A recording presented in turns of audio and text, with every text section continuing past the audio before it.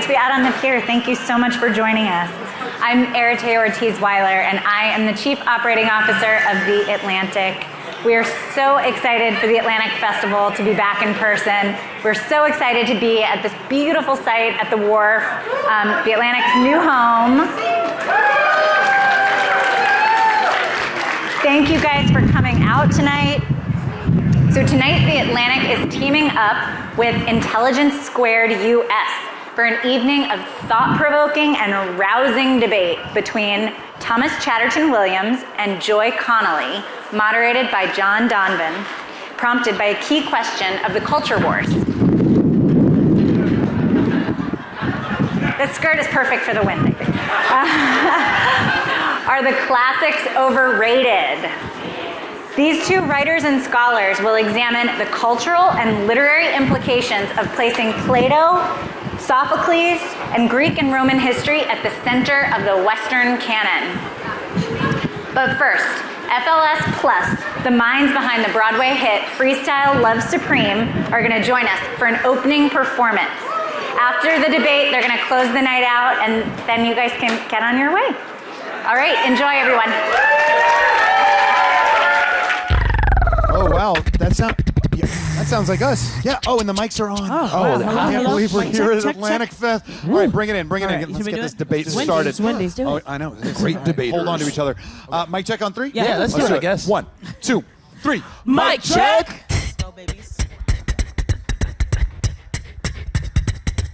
This is microphone 1. This is microphone 1. Yo, Yeah, this this is microphone 1. Yo, this is This is microphone 1. Come on, this is mic. Yo, this is mic 1. Come on, this is mic 1. This is mic 1. This is mic 1. Brave audience of Atlantic Fest, how are you doing? Okay. Come on, DC, I want to hear you out here. What is up?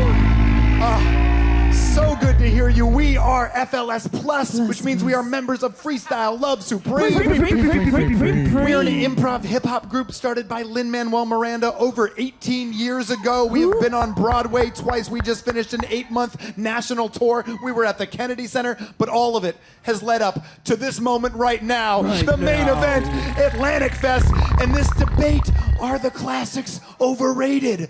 I don't know. What do you think? I heard a yes. I'm going to learn a lot tonight. We're going to hear about it. We're so glad that you are here to take in the brilliant debaters that we're going to have up here. Woo! We're also very glad that you're here because we need your help because we're just making all of this up. What? Yeah, this is fully improvised. That means that every sound you're about to hear, every word about to be spoken, Amor vincit omnia. and every note about to be sung You will never be satisfied. is happening for the first and last time right now, which is where you, our incredible, brave audience, come in.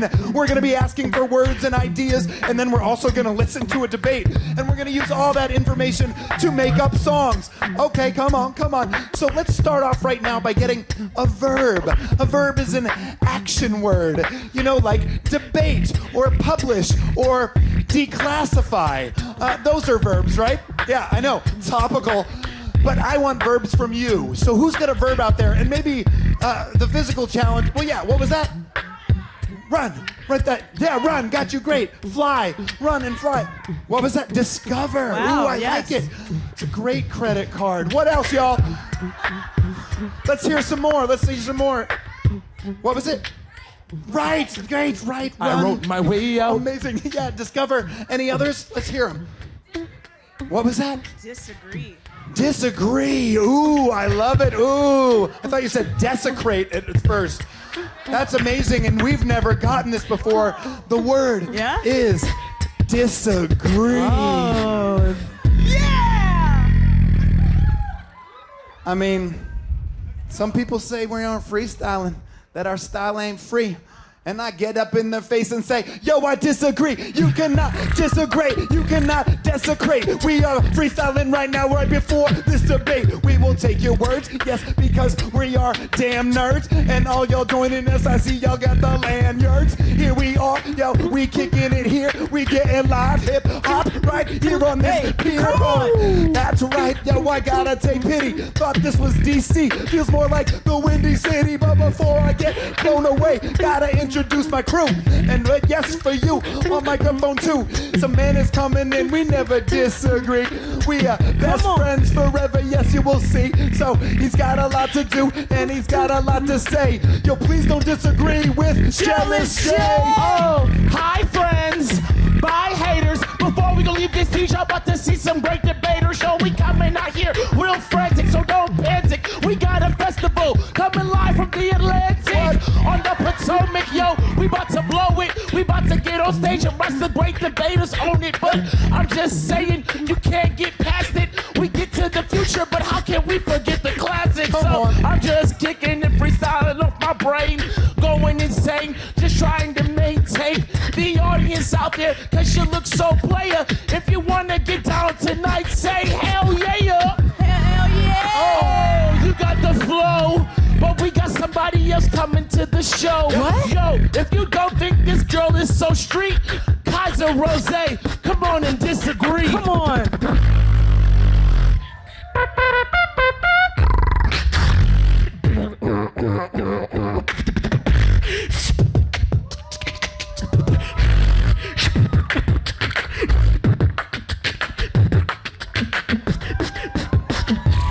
Oh, throwing harsh words and she meant it. Disagreeing with herself, she's fucking schizophrenic. Over here, someone else coming in, we love her. She's gonna be a new microphone to discover. Who's it gonna be on a microphone 3? She gonna run and tie and rap and kick it with me. Yo, Jealous Jay, tell us who it is coming on the mic. I never disagree with her, she's someone that I like. Hey yo, I'm coming at you one more time to kick it and say that if she's young niece, then I'm old Uncle Jay. Oh yo, we gonna let her kill these beats audibly. Come young niece and sing it sweet.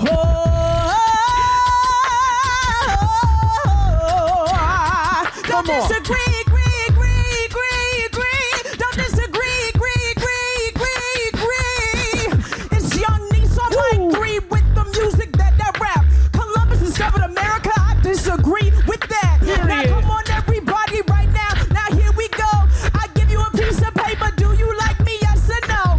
You see me on the microphone, yeah I go with killing. A little bit of advice, don't disagree with black women. Because I am the queen, and I'm all up on the stage, yeah black, do not cry, it gets better with age, okay?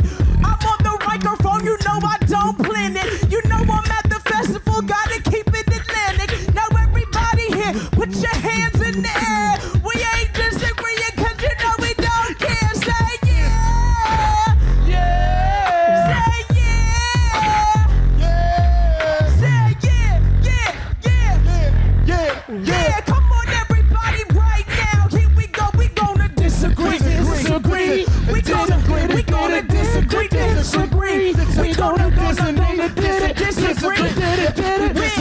Don't disagree with me. Disagree. That's a great word. Thank you for that. Please give it up one more time for the beats of Kaiser Rose. One. On microphone 3, the one and only young niece. On mic 2, Jealous Jay. I'm on mic 1, they call me Jelly Donut. Yes, they do. Thank you all for showing up. So in just a moment, we're gonna get to the main event. The actual debate, are the classics overrated? And we've been asked to learn and listen to the debate as well, and then do a little musical recap of that. In the rap world, we call that a battle. So I would like to warm up our battle MCs before we bring our debaters out here to do a little freestyling. And our freestyling starts with a beat.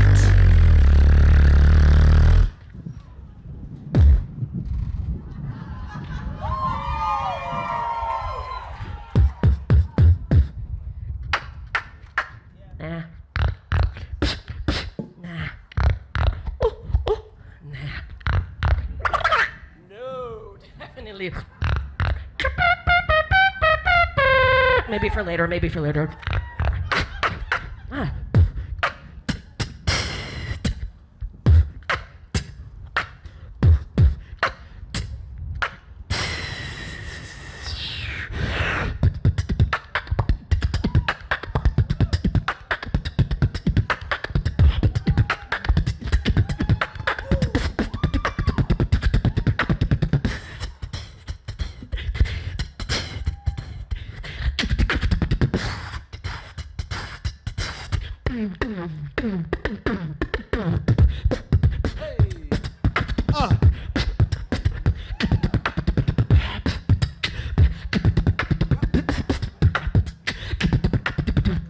boom. Boom, boom. Now, boom.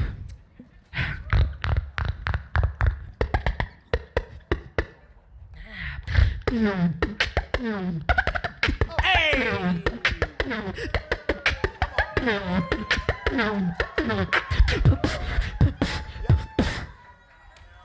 No, no, no. No. No. No. Ah, that's it. Come on.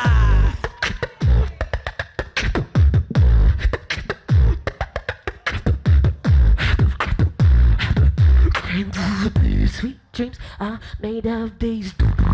Sweet dreams are made of these. Sweet dreams are made of these. Who am I to all these dreams are made of deep. Who am I to this up? Travel up from the fantasy. Deep, fucking something. Deep,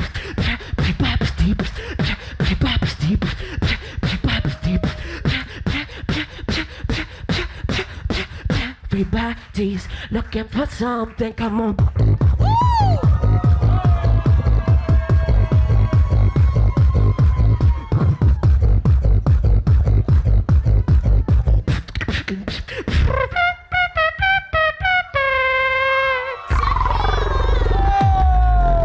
Make some noise for two-time world champion beatboxer Kaiser Rose, aka Kayla Milady, y'all. Sheesh. Dang. Oh, you just missed. Oh, it's all right. Wow. Well, now, our amazing MCs, Young Niece and Jealous J, are going to be representing both sides of the debate a little bit later. So let's warm them up a little bit with some freestyling. We've got the beat, and now all we need are words. And luckily, our friends Nadia and people here at the Atlantic went around during cocktail hour to ask for words. Raise your hand if you put a word in the bucket. Anybody? Okay, a bunch of y'all. Thank you for that. Now, we have not seen these words. Jealous J is going to shout out your words to the MC, Young Niece, who will instantaneously incorporate them over the beat provided by Kaiser Rose. That's what we call freestyle in DC. Are you ready, y'all, for Young Niece? Woo! All right, Jealous J, whenever you're ready to start the tour, let's hear those words. Let's go, DC. Young Niece, your first word is, the opposite of you, baby. Basic. Okay, yeah, it's Young Niece, yeah, you know I don't play shit. Grew up in Queens, yeah, you know I'm not basic. Hair done, nails did, everything did. You know I'm never serious, I just go and kid. Candide. Candide, yeah, I'm singing it, you know I sing it all D. It's like an all D and maybe with the ABCs and then maybe do a little bit to do re mi. Greece. Okay, yeah, I just came from Greece last week. You know I do this shit in my sleep. You know I got the money cause you know I'm in my bag. But it's okay, I'm up, but I got that jet lag. Painful. Oh God, it's so painful. All the boys say, oh my God, you got your hands full with me. But you know that I do it so good. You know that I am here, the best one in the neighborhood. Woo, all right, Niche, you're killing it. Your last word is curiosity. Okay, the curiosity, yeah, killed the cat. You know that I am here, I'm young, gifted, and black. I never lack. I do it that I got so much swag. You know I'm gonna be on the mic just like that. Yeah, I'm on the mic, yeah, I don't rehearse. The wind might blow me away, but I'm here real first. But you know we in the mic, yeah, you know I am the queen. We chilling at the Atlantic Festival, Freestyle Love Supreme. Give it up for Young Niece, y'all. Let's get Jay in the hot seat. All right, we got to warm up Jay's brain. One more time for Young Niece, y'all. All right, we've got plenty more words. Let's give Jealous Jay some of them, and then we'll get this debate started. Your first word is journey. Okay, come on, you know I said I'll come and see you later. Like Journey Smollett, you about to watch some great debaters. Oh, we gonna get it, baby, put it in a gurney. Body the classics, so keep them alive. What's your journey? High school. Oh, baby, high school, ooh. That was a time when your boy wasn't cool. I was really out of shape and had the acne on my face. Thank God for the glow up, I can smile in this place. Band. Yeah, I was in the band and also in the choir. I was a nerdy man, but nerds make money and nerds are funny and nerds grow up to be adults that are lovely. University of Austin? Okay, well, see, that's a very specific code you're tossing. One of y'all are alumnus of the University of Austin. Good for you. I think that you passed, and I'ma pass my ass right over Texas. Okay, Jay, your last word is Plato. Ooh, okay, Aristotle, Socrates, and Homer. Roll it back to Plato and then leave it all alone. Cause my Odyssey is not that ill, I'm dying kinda odd. You know I'm about to come out here and school it like my job. What? Or maybe you could be with Jason and head to the Argonaut. I will not play these games cause I'm coming out here real hot. I'm just saying, don't get past it. Live or roast the classics. Toni Morrison is probably tighter than the pass kicks. Oops, I don't know, I'm just saying, maybe so. Or maybe Shakespeare can come and write you a little poem. The I am pentameter coming out diameter. Freestyle Love Supreme, kicking it with the Atlantic fam. Give it up for Jealous J, y'all. Woo! Thank you for these incredible words. We will be back after the debate. Are you all ready for this debate? Come on, make some noise. All right, y'all, Freestyle Love Supreme, we will be back. Thank you so much. Thank you. This was microphone one. Yo, this was microphone one. This was microphone. This was microphone. Was microphone one. Get ready for the debate time.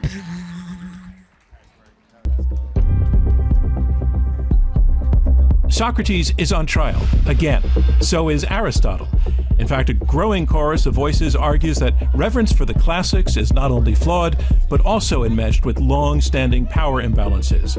These works should be incorporated with a broader diversity of literature, they say, if not stricken from required readings altogether. Others argue that the study of classical thinkers engenders just the sort of critical thinking universities are there to foster. Inspiration does not only spring from identity, they say. So in this context, we debate the question, are the classics overrated?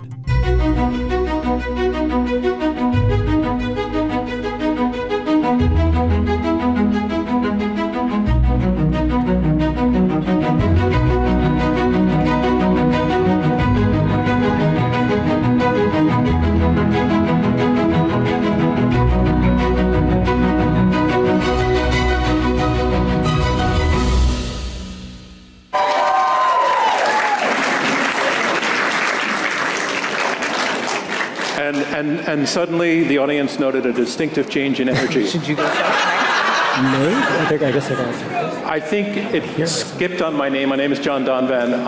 I'm the regular full-time moderator of Intelligence Squared. This is how we always open our debates with this group, so it's very routine for us. We're delighted to be at the festival. I just wanted to take a couple of minutes to talk very, very briefly about what we do and why we are glad that you are here as members of the audience. So we exist, we've been going since 2006, and we try to make the case through the program that we put on that it's okay to disagree, that people can disagree civilly and respectfully, and actually listen to each other's arguments. It doesn't mean we're looking for resolution or common ground. We just want to show that people can talk through different points of view and hear each other out.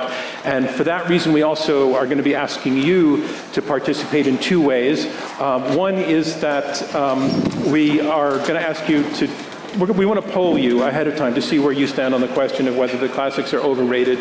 And then we want to poll you again at the end. And we're just interested to see how you listened to the program as well, to the degree that maybe some of you actually changed your mind, which always happens. And the other way that your role is critical is that we want to come to you for questions towards the end of the session. And all you have to do is raise your hand and I'll call on you. I have bright lights, so I'm going to be doing a lot of this. Oh my gosh, there's a lot of people here. That's the first time I've seen that. Thank you for coming. So that's the other thing. I'm going to put off the next thing I was going to tell you. The other thing I wanted to tell you is this is not like the presidential debates where you have to sit on your hands and be silent. We want you to voice your, we want the audience that listens to this program, because that was the third thing I was going to tell you, is that we go on to become a podcast, and this debate will be appearing on public radio stations across the country. Because of that, when helicopters come, we're going to stop. And we're just going to stop because the sound will be too distracting, so we'll let helicopters like that go over. But for that reason, it's great for the listening audience to know that you are all here. So please give voice to when you hear something that you like, go ahead and applaud. If you hear a joke that you like, go ahead and laugh. It would kind of be against the culture that we're trying to create to boo and hiss. So we would discourage that. More a sort of disgruntled chortle, perhaps. Something along those lines would more fit the model we're trying to do. And the last thing is we're going to come to you for questions, and I will be calling on you, and a microphone will be brought to you. And this I'm really serious about. I really want you to not debate with the debaters, but just ask a question, really a short, terse question, and really a question, not a statement or a debating point. So if whatever you say has a question mark living naturally at the end of it, that means that you have nailed it. So that would be a question. I'm going to restart now for the part that will actually become part of the podcast and the radio broadcast. So I'm going to go to my clipboard, and it would help actually for the acoustic impact if you could welcome me again with a round of applause.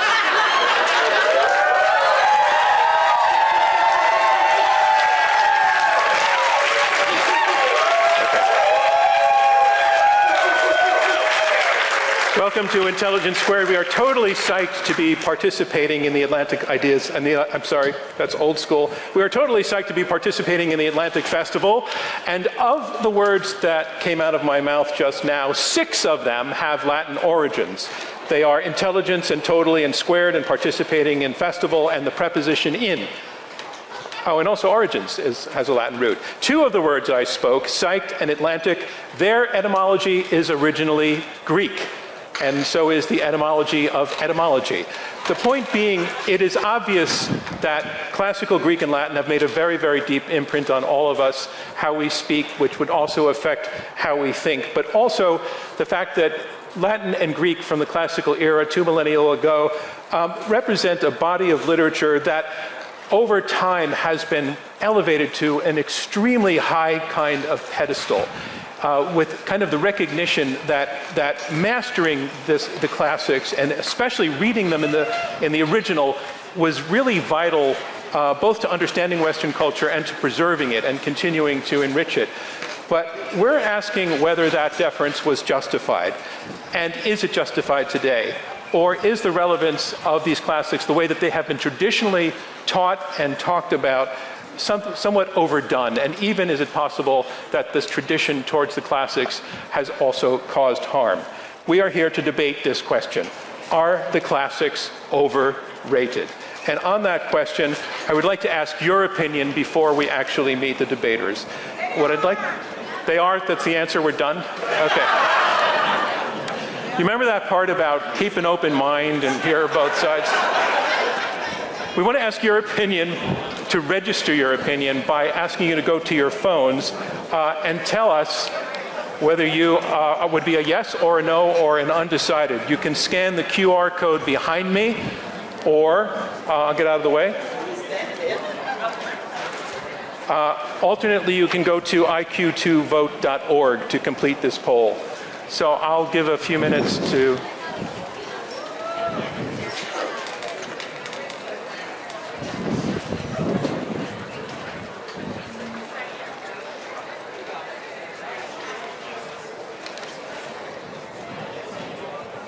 I'm going to wait for faces to turn upward toward me again. Okay, it looks like most everybody's done. You can continue to do that. All right, so now that you have that done, here is the big moment, and I'd like your attention again and again, your round of applause as we meet our debaters. Please, first let's welcome, arguing on the yes side, that classics are overrated.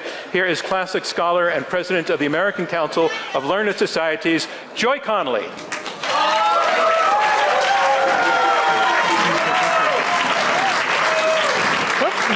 And taking the no side, that the classics are not overrated, is cultural critic and contributor to The Atlantic, Thomas Chatterton Williams. Thomas, come on out. Thank you. Thank you. All right, thanks to both of you for joining us. And again, there's still time to put in your vote or to poll us, to tell us where you stand on the opinion. But let's get to it. We would like each of you just to take a few minutes to tell us why you're a yes or why you're a no. And Joy, you're up first for that. You answered yes, that the classics are overrated. And since that is really more of a challenge to the status quo of the last several centuries, we decided to have you go first. And why do you argue that the classics are overrated?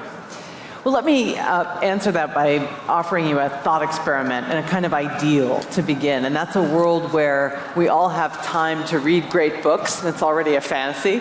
But we all have time to read great books dealing with issues, pressing issues, tough, big questions that are written across the planet. They're produced across the world, right? And this is my fundamental point in the limitation, the weakness I see of the classics as they exist today as a tradition. And I say that as a classical scholar who loves the individual texts. And I'm not saying the individual texts are overrated. But the tradition, the classics as they exist now, is created by scholars, by intellectuals, by members of the public over centuries in Western Europe and then North America, and celebrated in two ways. They were celebrated, these Greek and Latin texts produced 2,500, 2,000 years ago, as the best, as exceptional, as extraordinary, as models, as exempla. And they were also celebrated as the origins and foundations of Western culture. And it's that combination that's toxic, has had toxic effects.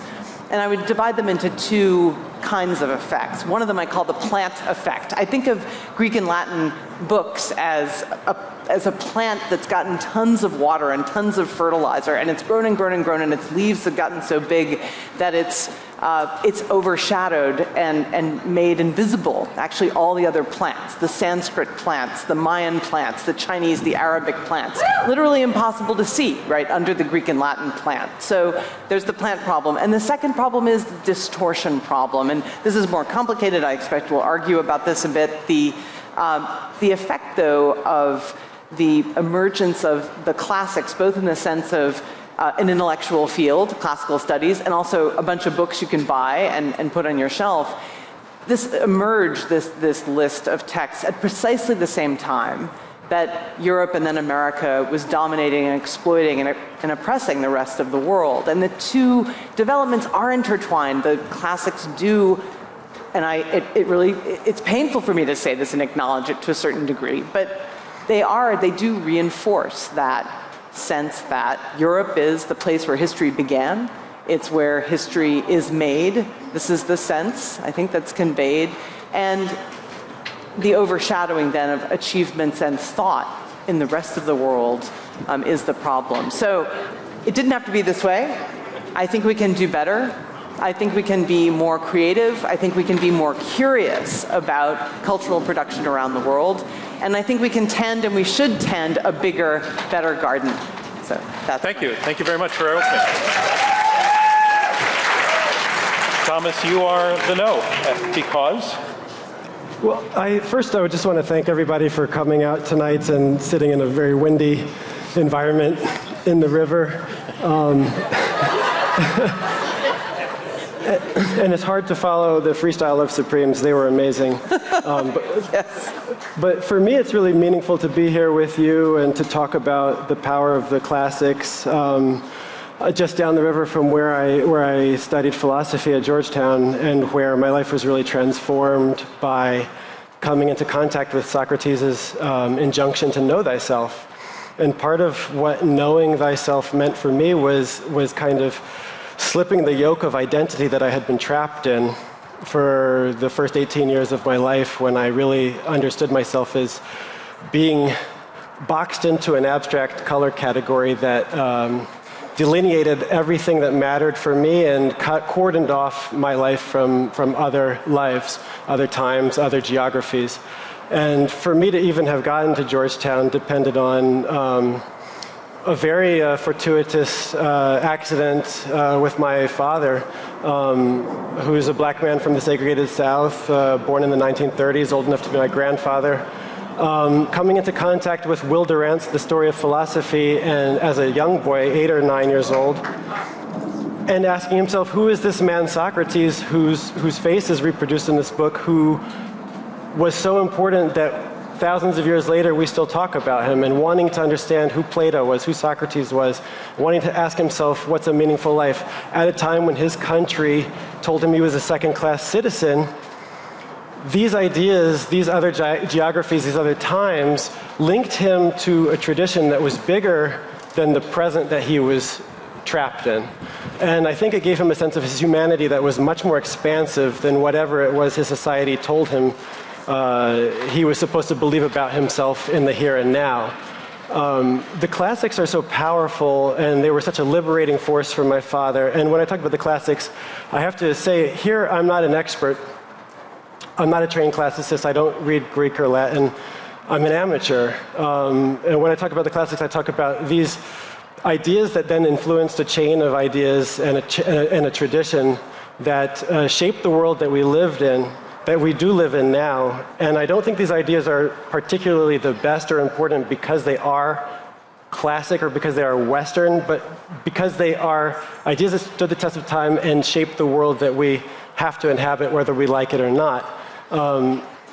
This was what enabled my father, this mastery of this tradition was what enabled my father to transcend the limitations of the circumstances that he was born in. And so I think that we do poor and black and brown students a real disservice when we tell them that these ideas are not for them. These ideas equip them to navigate the world that they need to navigate, whether we like it or not.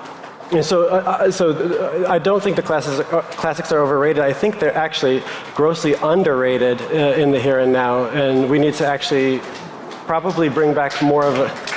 I appreciate that. We need to bring back more of a kind of serious respect and reverence for them, and not to get sidetracked by very narrow and presentist ideas of identity that block us from seeing what's universal and what's fully human. Thank you, Thomas, very much. So, Joy, what I think I heard Thomas say is, he was going to say all of that anyway, but some of it is in contradiction of what you said, is that the lessons of the classics, the values implied by the classics, are uniquely original and uniquely seminal to the culture that we live in, and have been, by and large, a very, very positive force. Do you dispute that? It's a great question. And let me take an example that isn't exactly one of the values you mentioned, but it's a theme that people often appeal to when they're trying to draw the line between the ancient Mediterranean and the United States or the West, and that's democracy, right? And equality. So these are two ideas, they're two words that we see in ancient Greek texts. They mean extremely different things to the original writers and the original audiences of these texts than they mean to us now. So we can choose to draw a line connecting us, kind of red thread, through highly unequal and highly undemocratic societies and histories of thought going through the last 1,500, 2,000, 2,500 years. We can choose to draw that line. But my question is, why must we, when there are other modes of thinking about participatory government, about what it means to be a human living in relations of obligation and affection with other people, themes that will do us just as much good and I think deserve to be put in conversation, but in a relationship of equality with these texts that we have grown to revere and hold up in an uncritical way, I think, and make facile connections that are actually historically not accurate. So are you saying that the recognition that Thomas would give to the classics is a choice, but it's not an imperative? Take that back to you.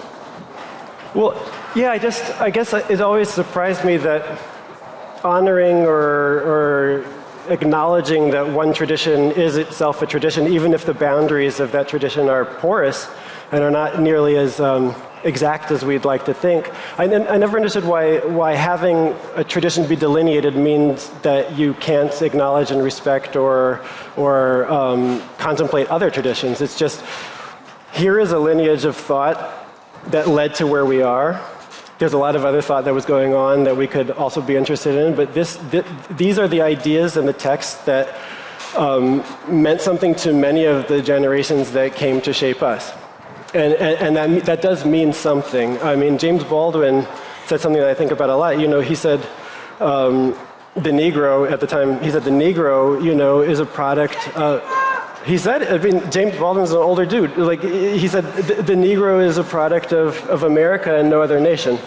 America is a product of Europe, and those are just facts. And I think that, you know, we don't have to always, I think, trouble ourselves about not including every single facet of the world we live in every single conversation we have at all times.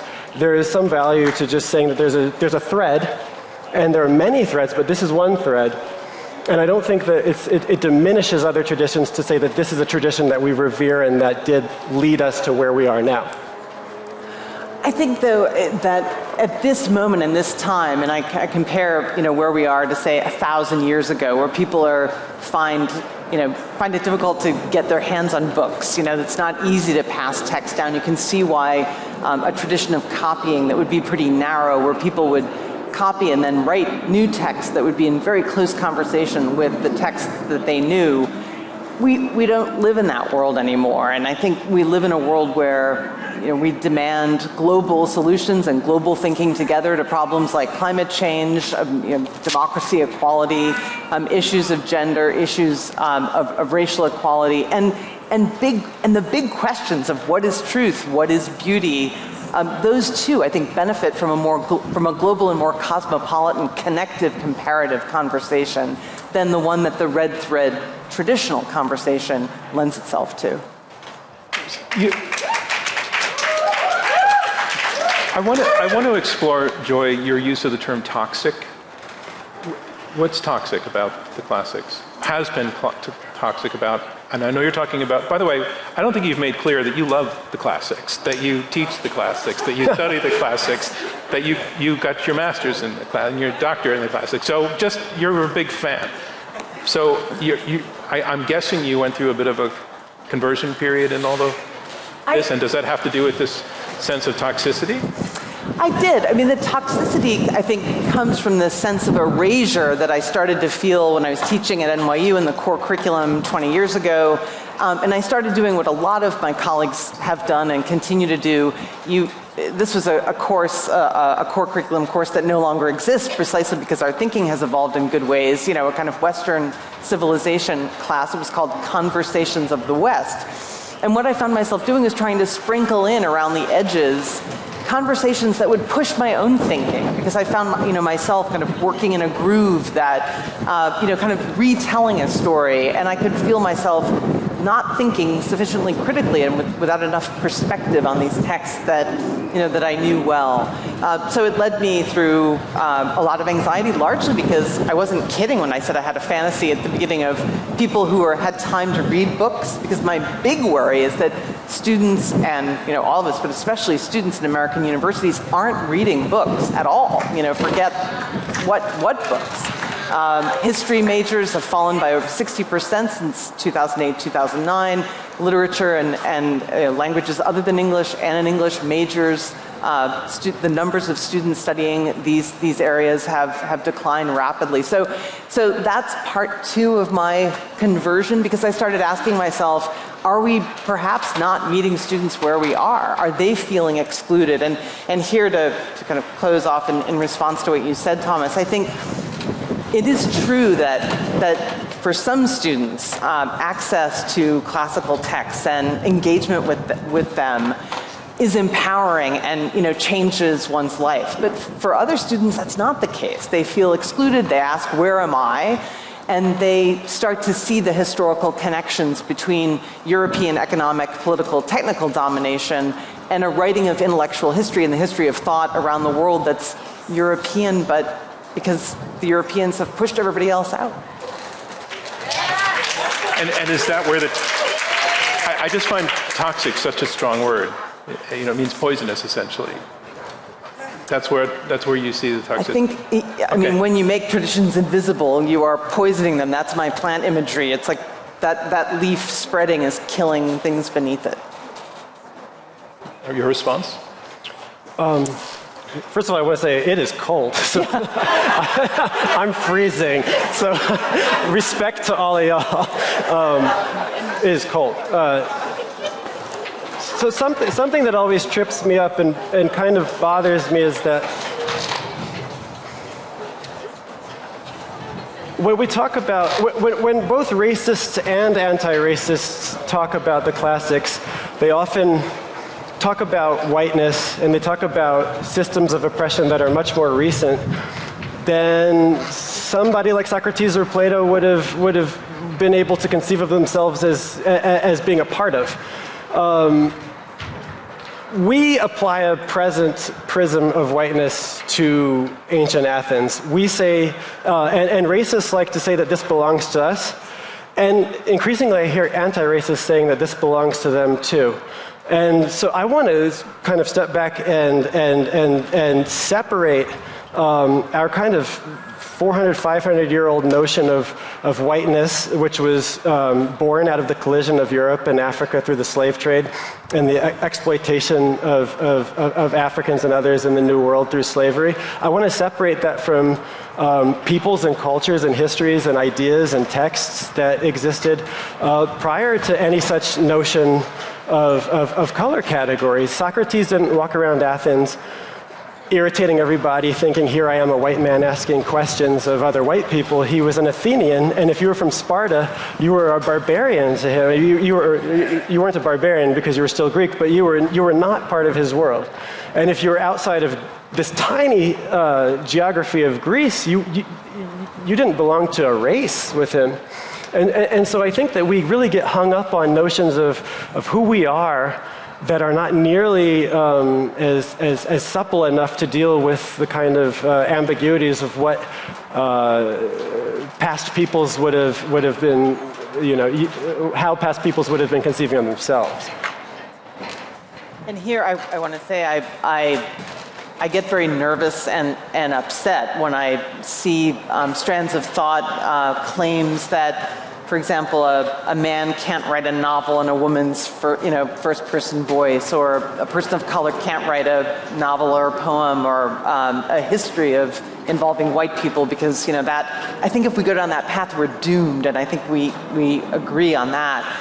But by the same token, I think it's incumbent on all of us to, again, think bigger and think outside the traditions that, like it or not, I don't see us resolving the classics as a source of, claims of white supremacy and a source of claims of excellence and exceptionalism that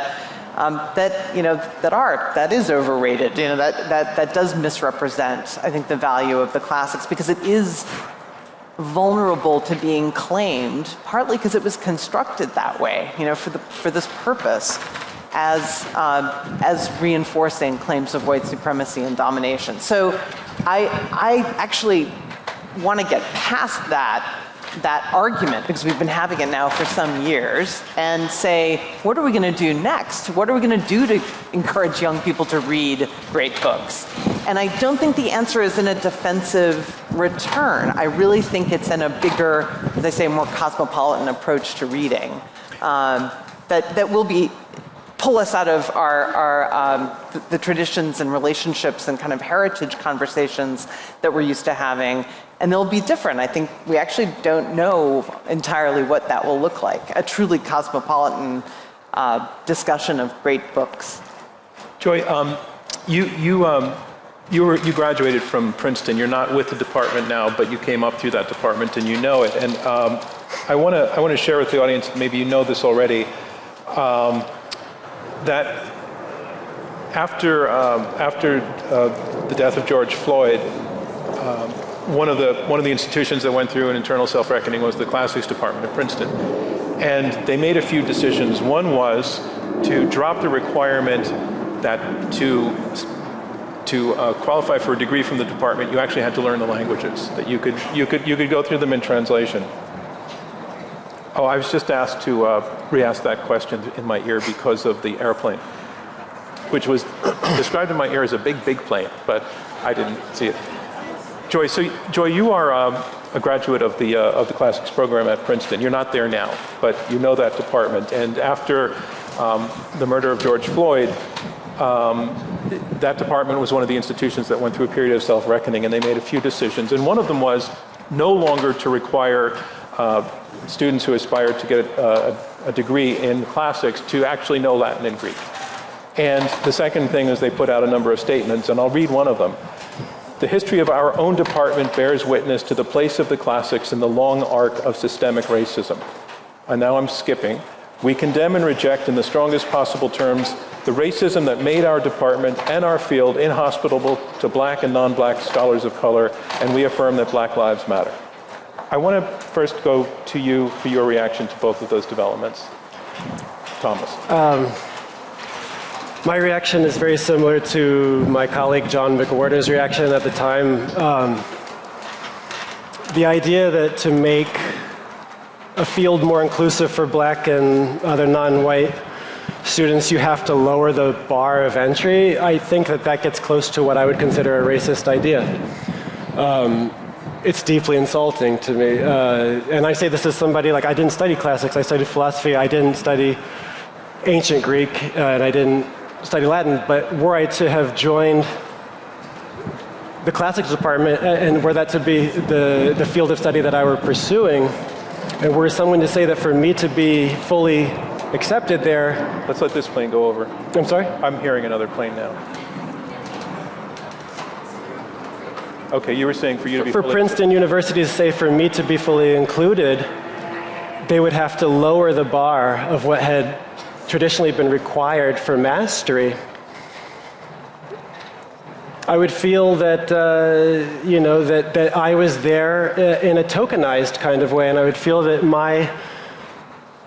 what I was bringing in terms of my diversity was attesting to some type of oppression that I'm supposed to represent. And I feel like that's a very difficult way for me to enter the field feeling on equal terms with other people that would still be mastering those languages. It's not that everybody would stop mastering those languages.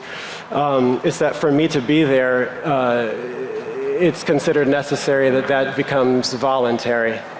But if I could see it also opening the door to a lot of white students to go into classics as well. But let's let that go. When this passes, let me flip the question back to you.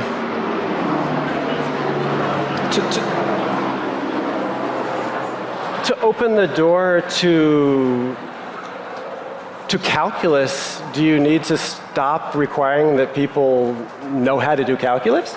I mean, to open the door to physics, do you need to change what's required of understanding how gravity works? I mean, it's strange that in order to be inclusive, the field itself must stop being what it has been, as opposed to trying to get more people to master the field. It's just something that I think is very strange about the current moment, and it's not restricted to classics at all. It's the idea that we don't have enough people involved in X, therefore the problem is with X. Not enough people pass this standardized exam to get into Stuyvesant, therefore standardized exams are racist. It seems to me that we have the problem exactly backwards. All right, Joy, again, you are not with the Princeton department, so you are not speaking for them nor defending them, but I'm sure you have an opinion on the positions that they took, and I want to hear what they are. I do, and I just have to say, one would think that the adrenaline of debating would warm one up, but in fact, it's very cold, so forgive me if I'm shivering. I actually interpret this pretty differently, and so forgive me for getting in the weeds of curricular change for 1 minute, but I think there are two things going on here. One is that these degrees, undergraduate bachelor's degrees with language requirements were designed a long time ago. I mean, I don't want to say how long, but certainly decades, when a lot of students came into universities like Princeton having taken Latin or Greek in high school, so they could look ahead to, if they wanted to major in classics, a year or two of language study to pass exams and gain a certain mastery. But then they would go into reading texts pretty fluently, one hopes, at least taking history, archaeology, all the classics is an interdisciplinary field. And what happened as more and more students came in to departments with no Latin or Greek at all, but they were interested in the topics, is they found themselves spending, these years between however old they are, 18 to 22, these years of college that are so, years of great intellectual exploration, doing, basic language training. And that's not the most, I would be the first to say, I don't think that's the point of a college degree in classics if you're not going on to a doctorate. If you're going on to be a professor or to do research, that's a different story, but that's, the department does still allow people to major, taking languages. They just don't require it. And I think that's appropriate for a day and age where people are drawn to the texts that they can study rigorously in translation. They're doing work in digital humanities. They're doing work in history and archaeology and interdisciplinary work. I think that's absolutely appropriate and does great justice to the complexity of the text, raises all kinds of questions about translation that really good faculty like the ones at Princeton know how to deal with. They can do a lot with teaching and translation that makes the most of an undergrad education. But would not necessarily something get lost? Like the music of Greek? Absolutely, but a lot gets lost when you're trying to cram, with weak grammar skills and limited vocabulary, and you're half memorizing texts instead of really reading them. So, a lot is lost. Study is imperfect. It goes on our whole lives. So I don't think that's enough of an answer. And the other part of my question was about the confession that the department made to its long history in the arc of racism. Does that speak to you, to a truth that you know?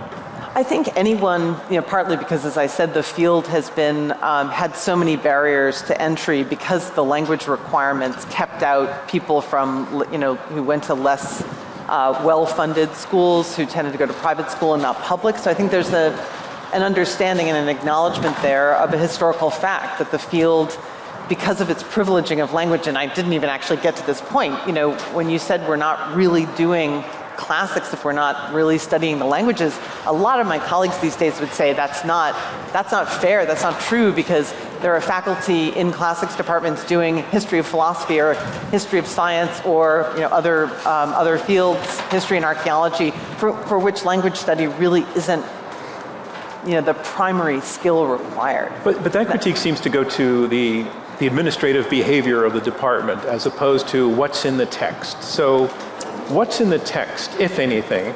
So I didn't hear you make that argument, but what's in the text that is toxic?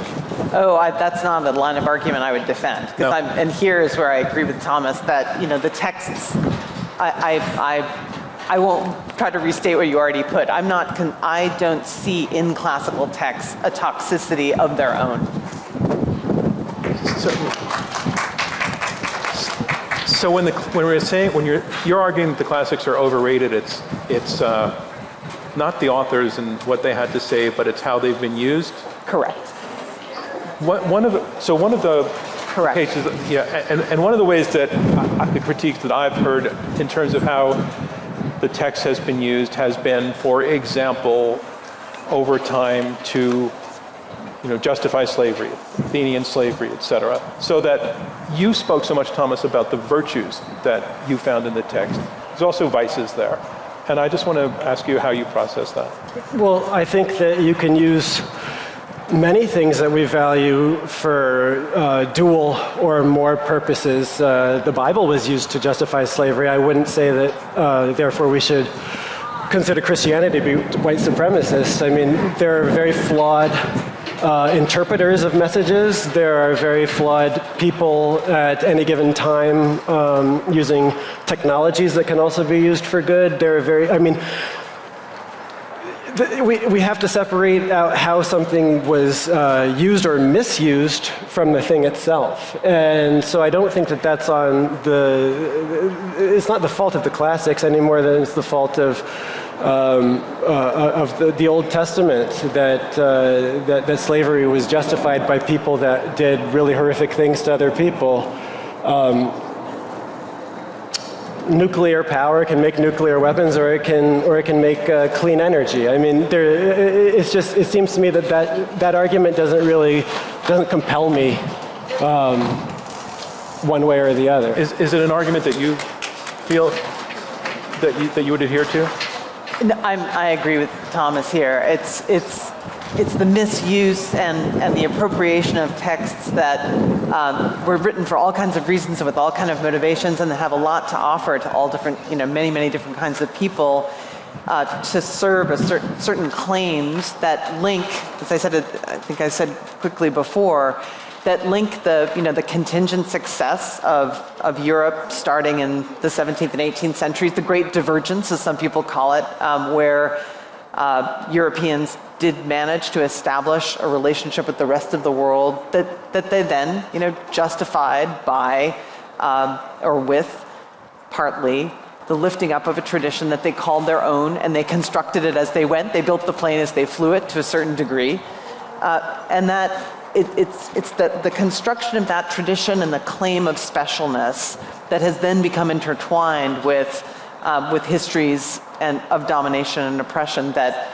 has made that label so problematic for me, and it's made me more suspicious, I think, of the confidence that I honestly used to have, that because I could look back at a history of a couple of hundred years of incredibly brave and courageous people, and I think of people like Frederick Douglass or W.E.B. Du Bois, who fought to learn classical texts, whether in translation or in the original, who made them their own, and that used to be, again, I'm being totally candid, that used to be enough for me. I used to, it's not that I didn't understand the interrelated histories I've been talking about before, and then suddenly I had a road to Damascus moment. It was more that I began to lose confidence that the classics really could be appropriated and enjoyed, and that was enough.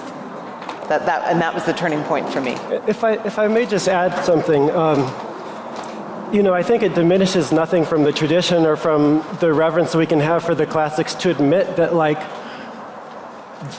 the classical text, Aristotle, Plato, all that was maintained and saved for us in the Middle East by Arab cultures when Europe went dark for centuries. Right. And we need no commitment to some idea of whiteness that gives whiteness the kind of proprietary relationship to this text. We can say that no, we wouldn't have this really important knowledge that shaped our world if it wasn't preserved in the Middle East by Muslim cultures. It takes nothing away from the ideas, and I think that we should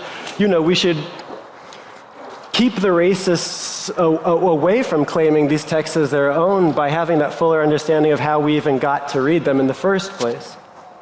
That would be I want to go in a couple of minutes to questions, so it'll be a couple more minutes, but if you just raise your hand, we'll bring a mic to you. It is cold up here. I feel like I'm going, am I doing like full Boris Johnson with... We can all agree. Yeah.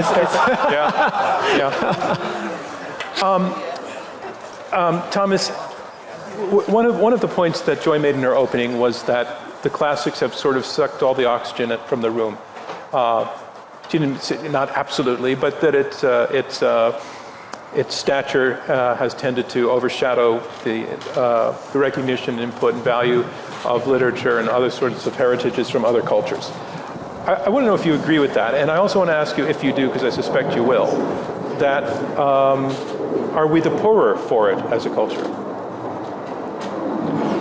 I guess I don't know if I fully agree with that. But I think it is a fact that the world is as it is. And, I think that you need to know certain things to be able to navigate the world as it is. And the world might have been otherwise. You could imagine a world in which it was necessary to master the thought of Confucius. And that's not the world that we inhabit. It might be the world that my grandchildren inhabit still. But it's not the world as it is. And so it seems to me that it's not the most important question to ask if there are other things that the classics have sucked the air out of. It seems to me that these things matter because they have stood the test of time and they have become important. But you do think that's an important question, I think. I do. I actually, it didn't, when I said it at the beginning, it didn't have to be this way. I had in mind a very particular moment in the history of classical scholarship in the 17th century, 16th and 17th centuries. There were a bunch of scholars, European scholars in Switzerland and Germany and France and England, who, and this was before the institutionalization of the university. It was before really the professionalization of scholarly study began. And although these individuals were highly professional in their practice, and they were curious about everything. So they studied Latin and Greek, but they also studied Hebrew, which was not easy in these days when Jews had been expelled from so many parts of Europe. So they really had to move heaven and earth, if I can put it that way, to try to learn Hebrew. They were curious about Coptic and Syriac. They were curious, although they had a really tough time studying, Sanskrit or Chinese or Arabic. But they wanted to. And they write very ardently about this and started to write, actually, as Arabic historians had before them, world histories, where they tried to capture everything that was going on in the globe that they knew about, which of course was limited. So it's that's a path not taken, because with the rise of the professionalization of the university and the rise of, in particular, German scholars who, for reasons we don't have time to talk about, made some quite bizarre and over-the-top claims about the excellence of Greek culture and the special relationship Greece had with Germany and the rest of Europe.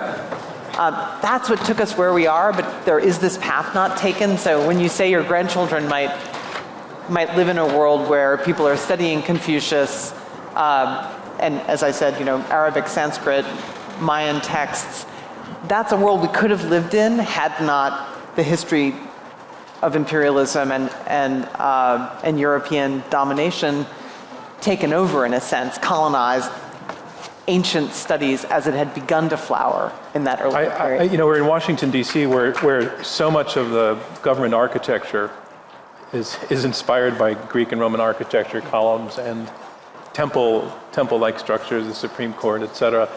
And I just wonder, Thomas, you place so much value on the values that came through these texts. How do you imagine, if at all, if you ever imagine our culture if we hadn't had that heritage? I mean, counterfactuals are always difficult. Yeah, I realize. It's just difficult. But they're fun.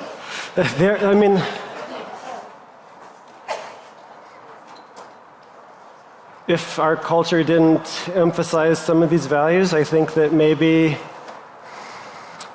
I can easily imagine a situation in which my life would be more impoverished. It's not that this society always lived up to the values, but it's that the values, when they're lived up to, gave me a chance to have what I feel like was a genuine shot at liberty. And the value of an education is it's liberating force. Thomas Jefferson was a flawed man who in many ways was a hypocrite. But the values that he inscribed in the Constitution are some of the best that I think anybody born into any society has a chance to be subject to. I live in France, and I have for the past 11 years, and I can say that I don't think there's a society that I would rather, or that I would rather roll the dice and have my life be born into more than America. And I say that living in a society that I think is very enlightened and very fair, but I still think that the values that have shaped America, that come up to us through the ancients and then through Europe, and then that were kind of, I think even further perfected in certain ways here, despite all of what we've not been able to do right. I think that I'm very fortunate to have been raised in such a society. Sir, you had a question in the front row. A microphone. I have the question. I have the microphone. Where are you? Oh, I didn't know that. It's hard to see. It's just light. Well, I'm over to your right. No, I see you now. But when did you get called on by me? She gave me the microphone, and I said, excellent. Go for it. Can you just tell us your name? My name is Cheryl Adams. And I'm here to say that, and I wrote this down, the influence of Africans is evident in the Homeric poems, the 8th century. So what I want to know is, how do we incorporate the classics into a curriculum so that young African American children can understand how important that was for them in the context of the African impact on literature, and how do you incorporate that so that they'll understand that we've been a part of this whole literary concept from day one. As it relates Formally to- speaking, as it that is relates a to Greece. perfectly constructed question. Thank So you. why don't you take that? I didn't actually hear quite the formally constructed question. I'm sorry, your mic went a little soft. As I understood it, you said that it's obvious through the literature the influence of Africans, and how can that information, How that did knowledge, that Africans- participation be brought into the study so that African American children can recognize their place in the story? Thank you. Because the predominant seems to No, be... I need to let you get to the question. Thanks. Thank you very much. I'm sorry I didn't hear the question the first time. I think that in particular developments since really the 1980s, but they go back, even 100 years if you excavate attempts of scholars to pay attention to things that weren't paid attention to before. I mean, to think about trade and commerce, to think about the conveying of cultural ideas beyond the simple story of the beginning of the world in Athens with some borrowings from Egypt and a few borrowings from the ancient Near East. I mean, that was still the story I was being taught as a high school student in the 1980s, and we've come light years beyond that. But we need to go further in headlining that culture doesn't start like a seed and grow up. I'm sorry, I'm ruining now my earlier plant imagery. But it doesn't start that simply. It's a product of networks and flows and contacts among peoples, and that is the piece, that kind of contact, those kinds of flows of North Africa, the ancient Near East, the northern part of the Mediterranean, that we've got to make the headline of our study so that it is, inviting, that it makes sense, and that it's historically accurate. That's the key. There's a question in the front row. And please wait for the microphone. This gentleman, could the mic be brought around here? Thanks. And would you mind standing, if you can? Thanks. Tell us your name. Hi, I'm Tom Meenan. We're not, are you able to hear? No, I'm having trouble hearing on Can you hear? Okay. I don't think it's you. I think it's the mic. Is that better? No, we need to hear it for the recording. I just want to double check. Julia, can you tell me in my ear whether you're hearing the questioner clearly? Okay. So, first of all, it's a mark of a great debate when one moment you're going, yes, what she said, and yes, what he said. So thank you for that. We live in an era when everything is under question. What's a fact? I have facts, you have alternative facts. I think I know what a woman is, but can you define what a woman is? So in that context, how were the classics defined? I'm going to say that was a perfectly framed question also. So we just don't have time. So it was a great question. I want to say, you nailed it, and go for it. How are you defining it? Because... Yeah, and it can be defined many ways. It's a great question. I think, because I am a scholar by profession, I think of the classics as the Greek and Latin texts produced, between the 8th century, it was just said, between the 8th century BCE through about 400 or 500 CE. It gets harder to figure out the end. I myself wish that classical scholars would push that definition, even working within the Greek and Latin tradition later, and engage with texts written in Latin and Greek, through into the early modern period, because there's so much interesting stuff, including works by indigenous people in South America who learn Latin and start writing their own histories. I mean, there's fascinating stuff out there that we're just beginning to study. But I think, maybe you want to jump in here, that there's also a way to think usefully about the classics in terms of the classical tradition that's been constructed. The one that I'm trying to say is not enough for us today, but I'm not denying it exists. So. Yeah, I mean, I agree with what you said. I think that there's also there's that. Thank you.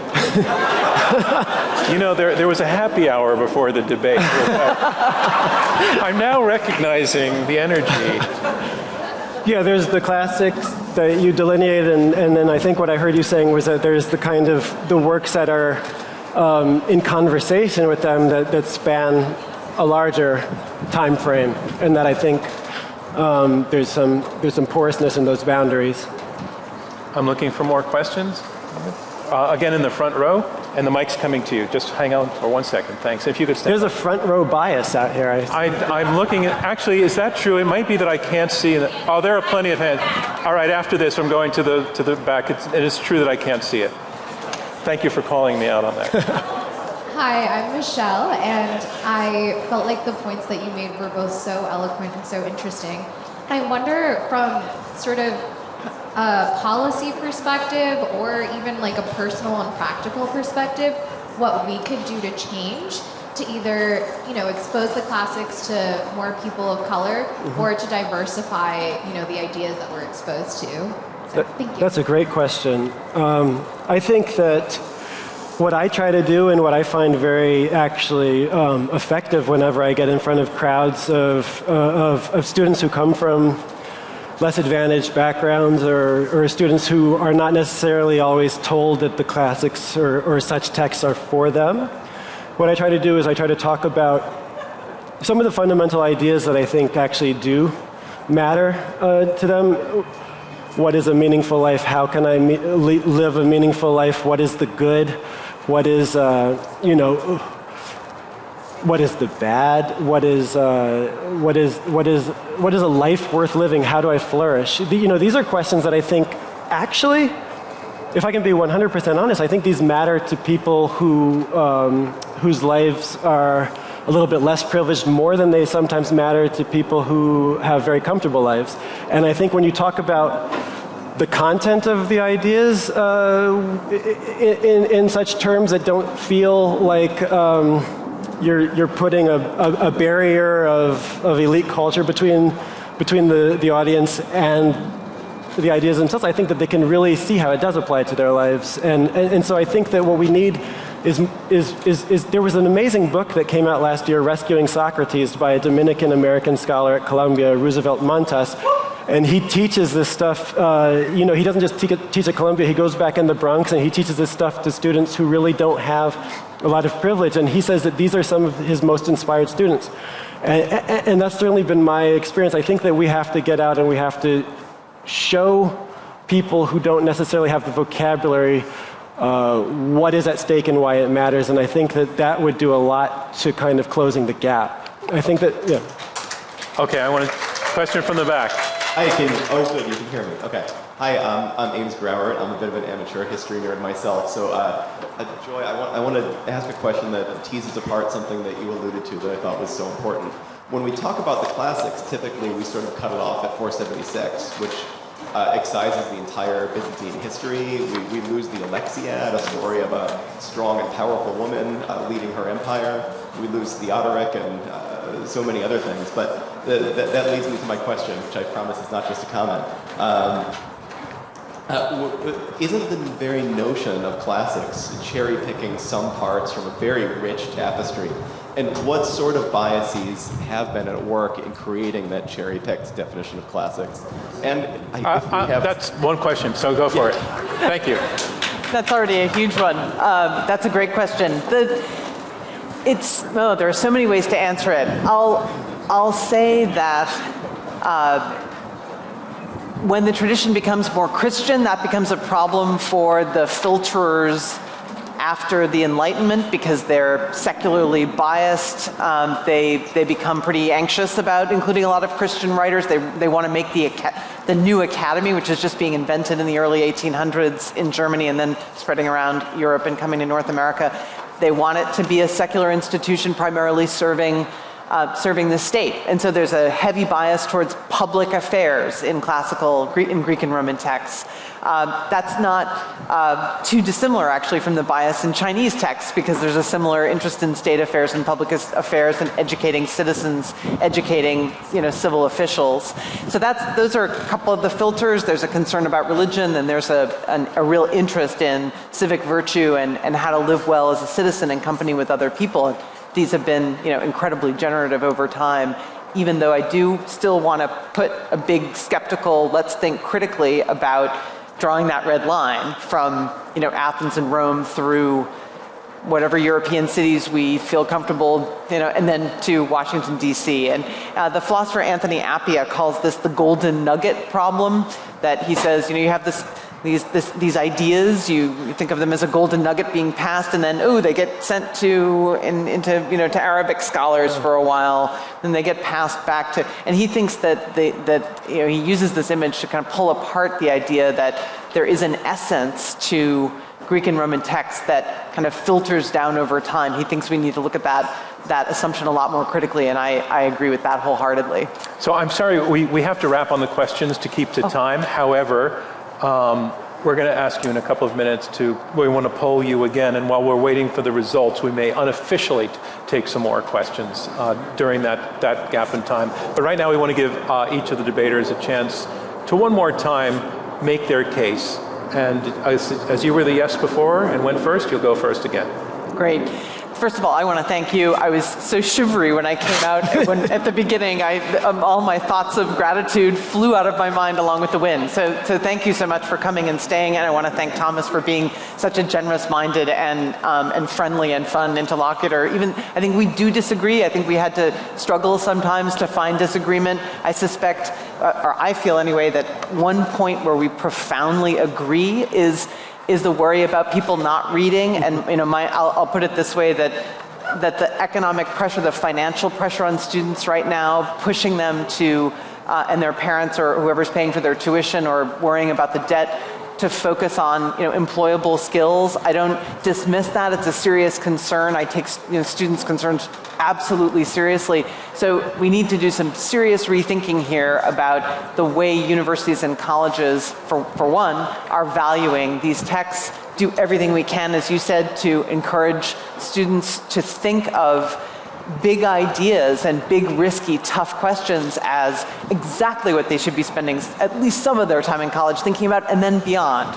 So I'm going to make one final pitch for thinking big, thinking creatively, being more curious, and not being comfortable with the traditions we're used to, but creating new ones. I think we can actually make a world where we value Confucius next to Plato, and historians of Greece alongside Arabic historians, and Mayan texts alongside Sumerian ones. And that's the world I want to live in. But thank you very much. Thank you. Thank you. I missed a line in my script. I was supposed to say, Joy Conley, one more time. Now I've said it. Thomas Chatterton Williams. Yeah, your chance to summarize. Thank you, Joy. It was a pleasure for me to be here. I think I was shaking in a way that I don't want to go back and see the film. I was just shaking the whole night. But I feel like the breeze was blowing through me. But for me, I think that, the idea I just want to leave and billboard, I guess, and leave on the stage is ideas matter. A lot of what we're up against is the kind of vulgarization of culture, full stop, and the delegitimization or the devaluation of reading, of historical knowledge, of thoughtfulness in a social media, technologized culture that's really not as thoughtful as it should be. And that the thing that I think obscures what matters most is this kind of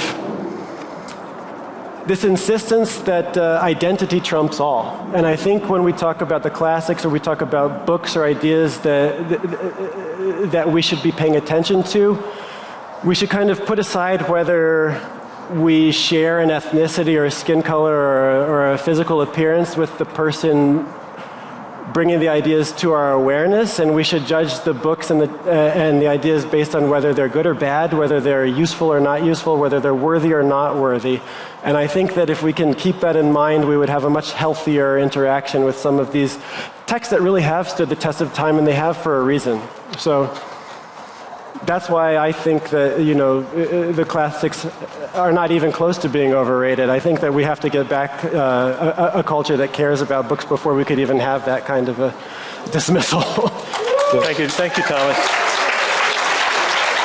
So we would like to poll you now for a second time, now that you've heard what the debaters have had to say. And I want to say one thing. We aspire in this program to get people who disagree with one another to at least listen to one another. And it was really, really clear that the two of you participated in that way. And I just want to say thank you for how you conducted this conversation. Thanks. And so we're curious to see, we like to see how many people here change their minds. It's not an imperative by any means, but to us it's an indication that some listening happened. So we want to ask you to scan the QR code again, or go back to IQ2 vote again and complete the second poll. And we'll see if we had any sort of shift in opinion. I'll give you a minute to do that. And then, there were some questions that we weren't able to get to, and since we're now outside the polling portion of the program, while we're waiting for the results, I'd just like to give some more folks a chance. So right in the center there, you're wearing a white scarf? Do we still have a mic that you can, did the mics disappear? All right, so just shout it out. Back to the question, which is, are the classics overrated? My question is, like, do you think you're possibly like talking past each other, because like who you're referencing, who is doing the rating here, and yeah, like is it the broader power structure of white supremacy, or is it like the poor kids who need this to lift them up? Like who is doing the rating here? Can you just got a mic, and I would boil down your question. If you're saying you're overrating, who's doing all of this rating here? That's a good question. It's a great question. But can you just phrase it into the mic for us so we can hear it in the recording?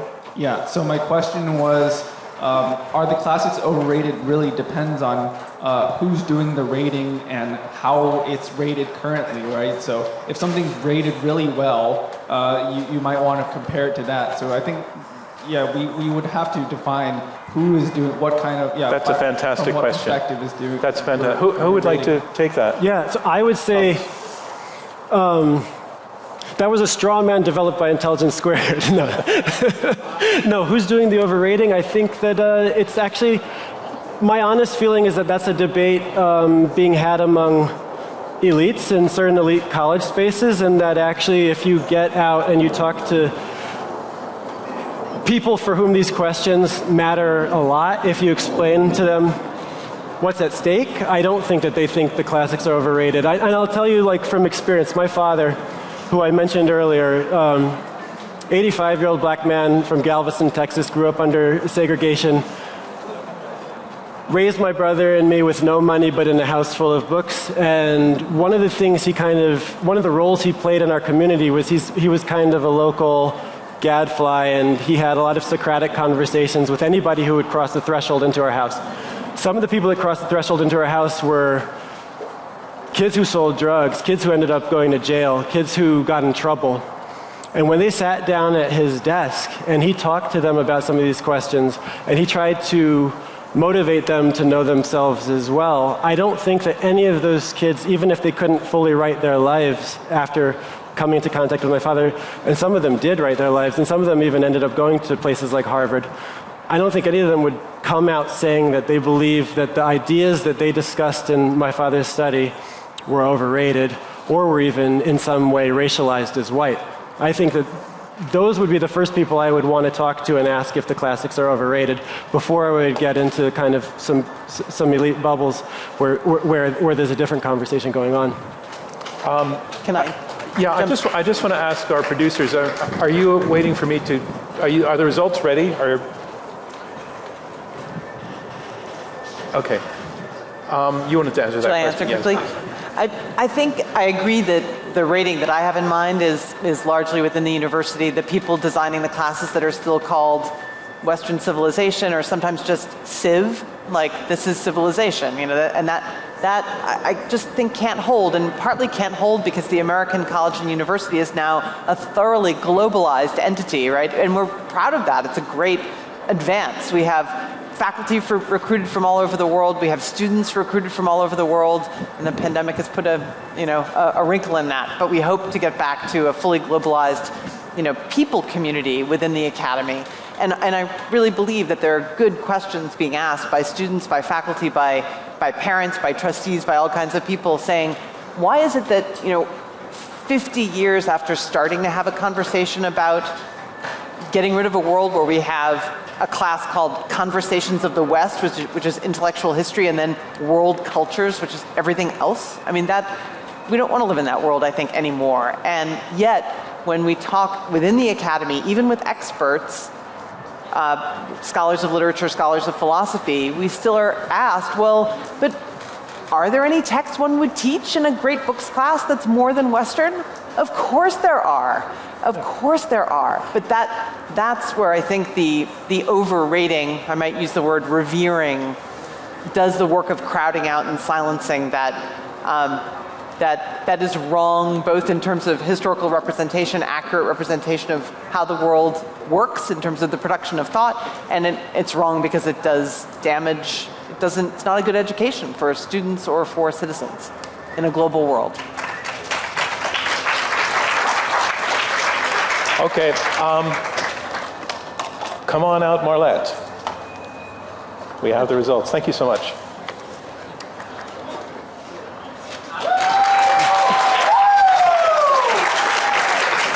Thank you. All right, we want to see how many of you shifted your position. Before the debate, 30% said yes, the classics are overrated. 55% said no, they are not. 15% were undecided. In the second poll, 32% said yes, the classics are overrated. 59% said no, the classics are not overrated. And 9% were undecided. But we found, through our magical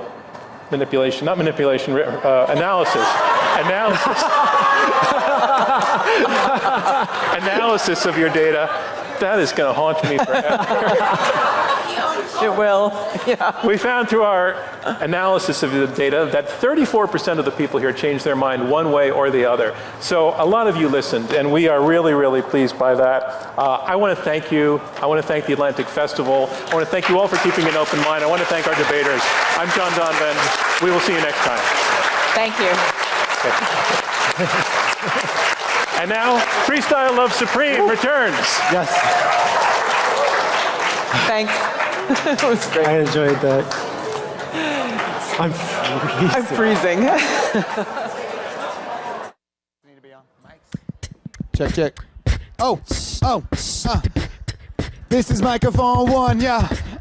Well, this is microphone one. Yo, this yeah. is mic two. This is microphone one. Yo, this is mic two. This is microphone one. Yo, this is microphone one. This is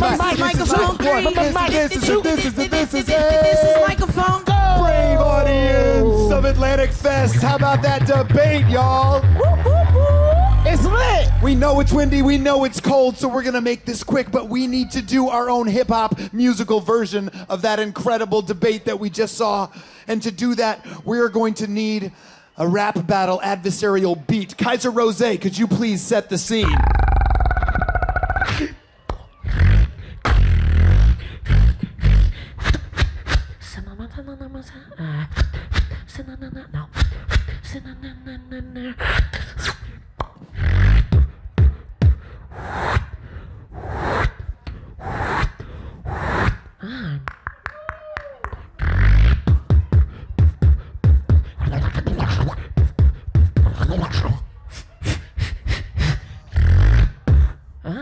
The resemblance is uncanny.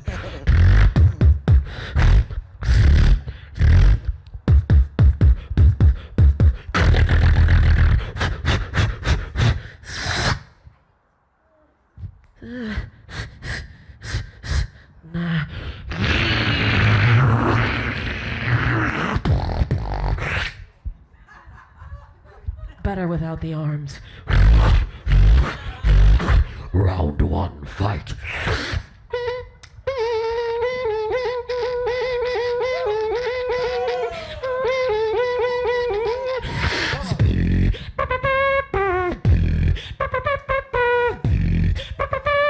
Come on.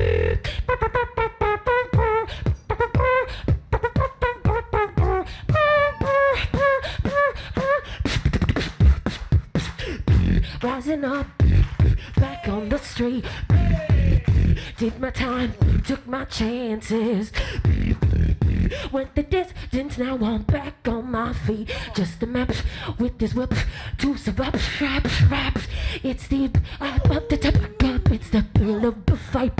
Rising up to the challenge of our lifetime. Then the laps and don't survive. The boots is boiling but night. And he's chips us for the pap of the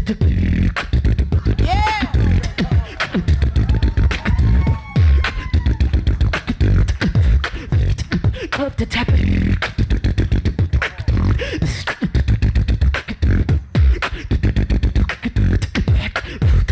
Of the top. Yeah. Of the top.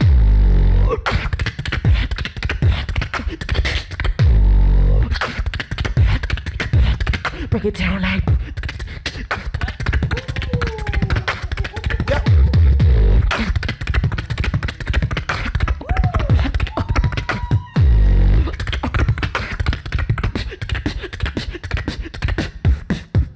Of the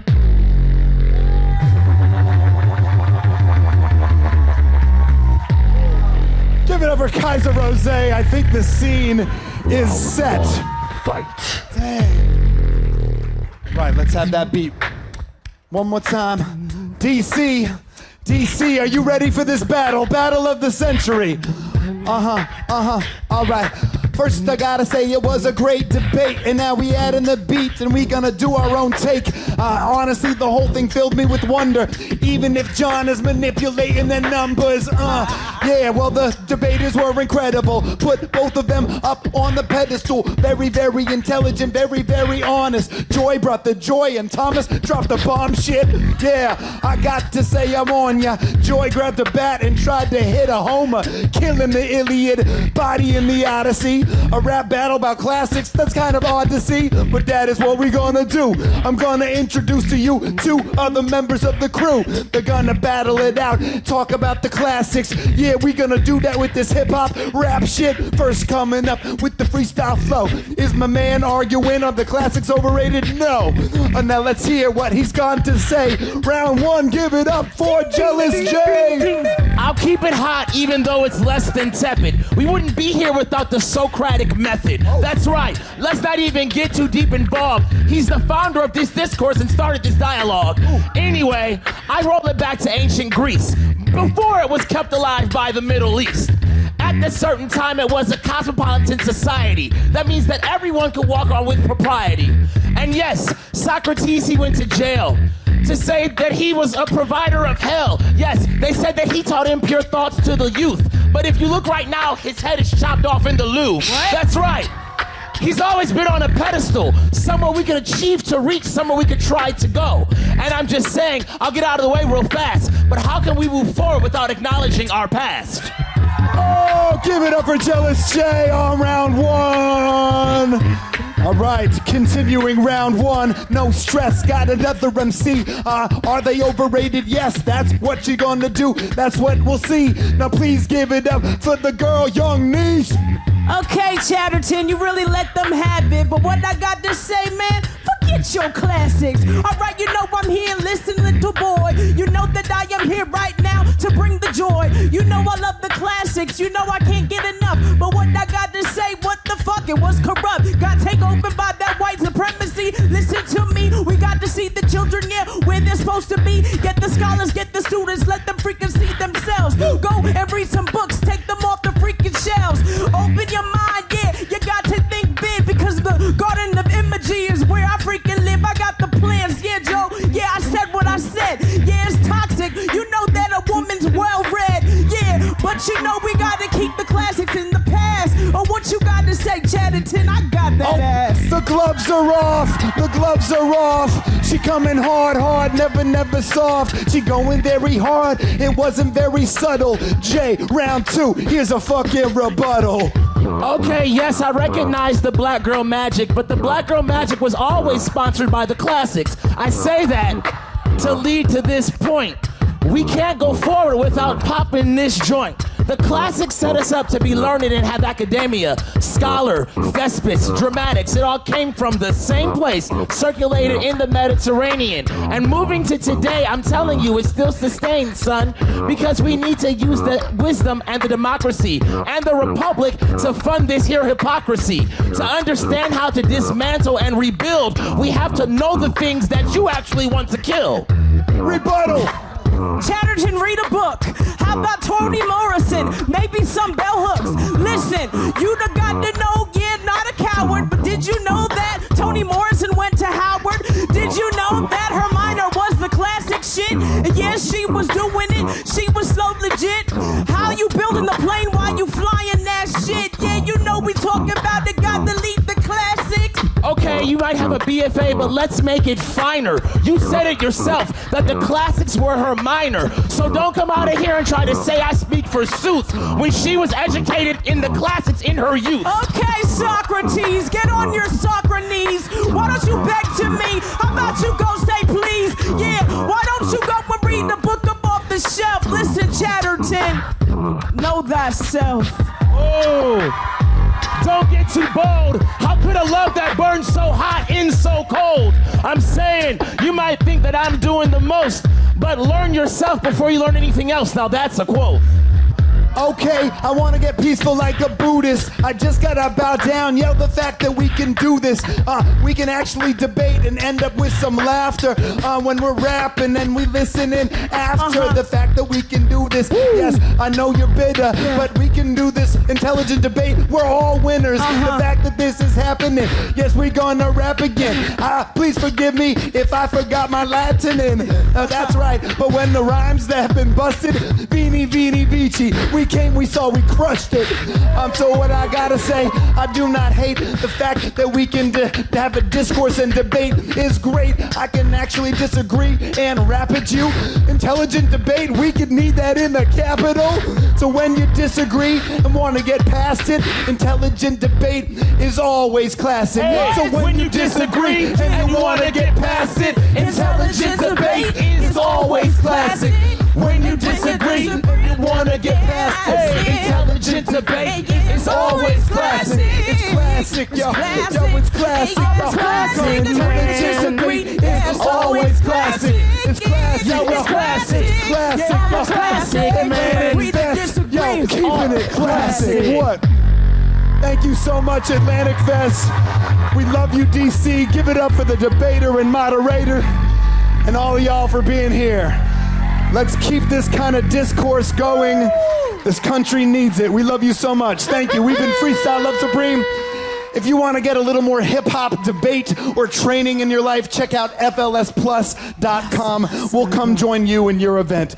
Without further ado, we love you. And this was microphone one. This was microphone one. Come on, this was microphone one. This was